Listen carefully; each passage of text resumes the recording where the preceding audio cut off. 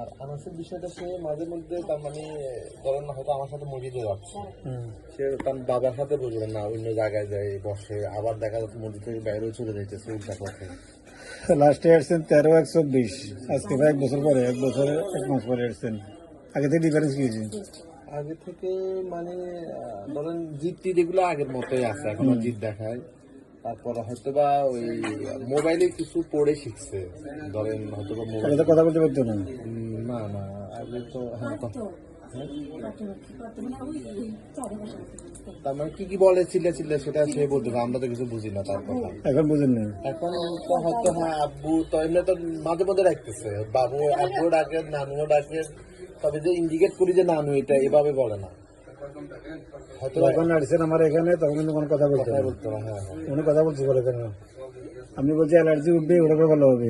Allergy উঠানোর পরে যোগাযোগ ছিল, আমি ওষুধ বন্ধ এখন। হ্যাঁ ঠিক আছে, হ্যাঁ মনে আছে, জি জি 1 বছর আগে বন্ধ। এরপরে আর আসেন নাই।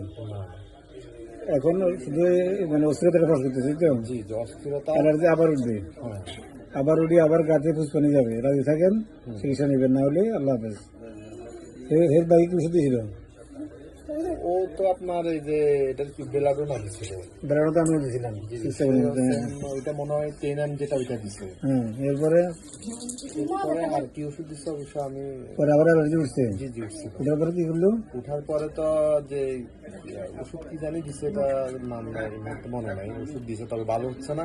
পরবর্তীতে আবার আমরা এলোপ্যাথিক ওষুধ খাওয়াইতে মলম লাগাইছেন? জি জি।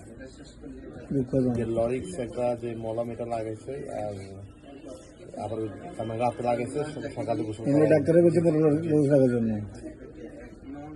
আমি বেরোডোনা 6-7 দিছি, আর নেট্রামি 6-7, 6 সালফার ট্যানাম একটা ডোজ দেওয়া হয়েছিল, তখন অ্যালার্জি বেশি মনে আছে আমার। হ্যাঁ, এরপরে আর যোগাযোগ করেন নাই। এখন আবার উঠবে। মনে মনে সালফার 10 খাওয়াইছিল।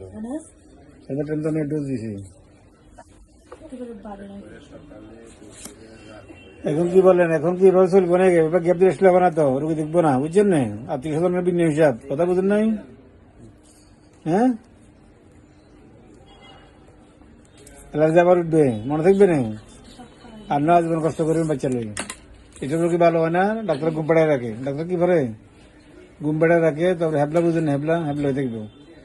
এখানে সময় দিবেন, মলম কোনো মলম লাগানো যাবে না, কোনো মলম ইউজ করা যাবে না। পুষ্পানি যাবে, পুষ্পানি দেওয়ার পরে আরো ভালো থাকবে ইনশাল্লাহ। সে আগে তো অনেক ভালো আছে, মা তো অস্বীকার করতেছে, এটাও তো দুঃখ পাইলাম। ঠিক আছে না? বাচ্চা তখন আমার কাছে আনছেন, কথা বলতো না, হাঁটতে পারতো না, সম্মত হাঁটতে পারতো না, হাঁটতে পারতো, কথা বলতো না, একবারও বলতো না। এখন সবাই ডাকে, উনি বলতে বলছে কি আগে ডাকতো, সবাই ডাকে মানে নিজে নিজে ডাকে। ডাকুক না, কথা ছিল না।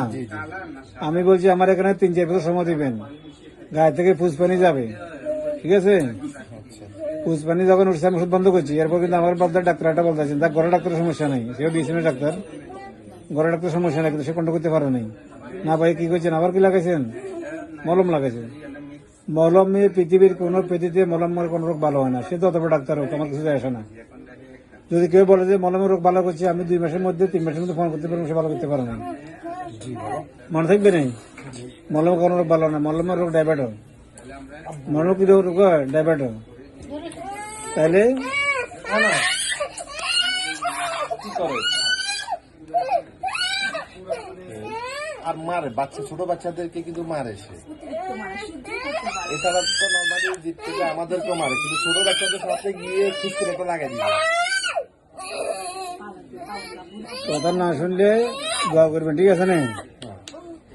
আসলে একদিন দোয়া করলে অসুবিধা নেই। আপনি সবার মোবাইল 2-3 নেট্রামি 6 1 আগে থেকে অনেক ভালো থাকবে ইনশাল্লাহ।